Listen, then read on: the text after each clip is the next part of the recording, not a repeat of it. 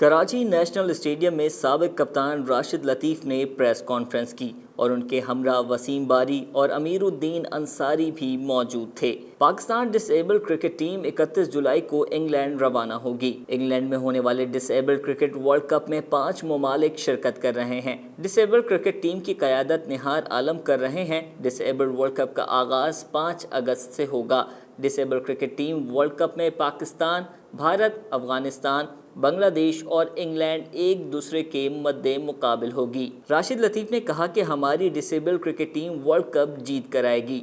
राशिद लतीफ़ ने मज़ीद कहा कि खिलाड़ियों को एहतियात करना चाहिए और इमामुल हक का ज़्याती मसला है। इमामुल हक के मामले पर अभी कोई बात नहीं कर सकता।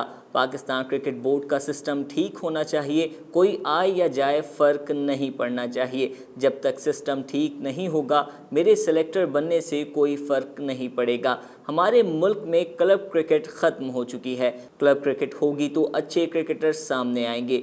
मैं चाहता हूं कि कौमी टीम के साथ पाकिस्तानी कोच होना चाहिए। तीनों फॉर्मेट का एक ही कप्तान होना चाहिए और सरफराज अहमद के अलावा कोई कप्तान दिखाई नहीं देता। बाबर आजम को अभी कप्तान बनाना जल्दबाजी होगी। डिसेबल्ड क्रिकेट वर्ल्ड कप से कबल राशिद लतीफ़ ने नेक ख्वाहिशात का इजहार करते हुए डिसेबल्ड क्रिकेट टीम को नेक ख्वाहिशात का इजहार किया और उन्हें सराहा।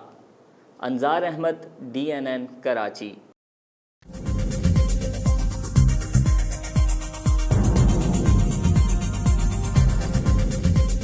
न्यूज़ से अपडेट रहने के लिए हमारे चैनल को सब्सक्राइब करें और बेल आइकन पर क्लिक करें।